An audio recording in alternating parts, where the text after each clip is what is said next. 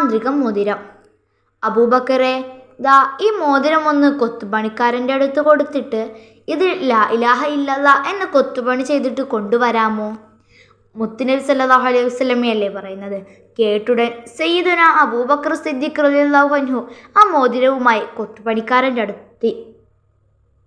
മോതിരം അയാൾക്ക് കൊടുത്തിട്ട് പറഞ്ഞു, ലാ ഇലാഹ ഇല്ലല്ലാ മുഹമ്മദ് റസൂലുള്ളാ എന്ന് കൊത്തിവെച്ചിട്ട് വേഗം താ. അയാൾ പെട്ടെന്ന് തൻ്റെ പണി പൂർത്തിയാക്കി മോതിരം തിരിച്ചു കൊടുത്തു. ഉടൻ സിദ്ദീഖ് തങ്ങൾ മോതിരവുമായി മുത്തുനബി സല്ലല്ലാഹു അലൈഹി വസല്ലമയുടെ ഹളറത്തിലേക്ക്. സന്തോഷത്തോടെ മോതിരം വാങ്ങിയ മുത്തുനബി സല്ലല്ലാഹു അലൈഹി വസല്ലം അതിൽ കൊത്തിയ വാക്കുകൾ വായിച്ച് സ്വല്പം ജിജ്ഞാസയോടെ സിദ്ദീഖ് തങ്ങളെ നോക്കി. ഇതെന്താ അബൂബക്കറെ, ഞാൻ പറഞ്ഞത് ലാ ഇലാഹ ഇല്ലല്ലാ എന്നെഴുതാനല്ലേ? ഇതിലെന്താ ലാ ഇലാഹ ഇല്ലല്ലാ മുഹമ്മദ് റസൂലുള്ളാ അബൂബക്കർ സിദ്ദീഖ് എന്ന് എഴുതി വെച്ചിരിക്കുന്നത്? അപ്പോഴാണ് സിദ്ദീഖ് റളിയല്ലാഹു അൻഹു ഞെട്ടുന്നത്. നബിയെ, അങ്ങ് എന്നോട് പറഞ്ഞത് ശരി തന്നെയാണ്. പക്ഷേ അള്ളാഹുവിനെ പരാമർശിച്ചാൽ പിന്നെ അങ്ങയെ പരാമർശിക്കാതിരിക്കാൻ എനിക്കാവില്ല. ആ രണ്ടു ഇസ്മുകളെയും വേർപിരിക്കാൻ എൻ്റെ മനസ്സനുവദിക്കുന്നില്ല.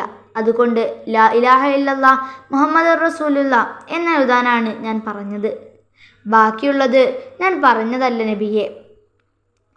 തൻ്റെ പേര് ആ മോതിരത്തിൽ വന്നത് എങ്ങനെയാണെന്നറിയാതെ സിദ്ദീഖ് തങ്ങൾ അല്പം ലജ്ജയോടെ തല താഴ്ത്തിയിരുന്നു. പൊടുന്നനെ സയ്യിദുനാ ജിബ്രീൽ അലൈഹിസ്സലാം വന്നിട്ട് പറയുകയാ, യാ റസൂലല്ലാ, മോതിരത്തിൽ അബൂബക്കർ സിദ്ദീഖ് എന്നെഴുതിയത് ഞാനാണ്.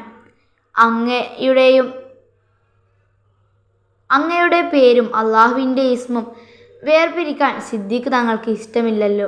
അപ്പോൾ തങ്ങളുടെ ഇസ്മും സിദ്ദീഖ് തങ്ങളുടെ ഇസ്മും വേർപിരിച്ചെഴുതാൻ അള്ളാഹുവിനും ഇഷ്ടമില്ല. അതിനാൽ അള്ളാഹു എന്നോടേൽപ്പിച്ചതാണത്.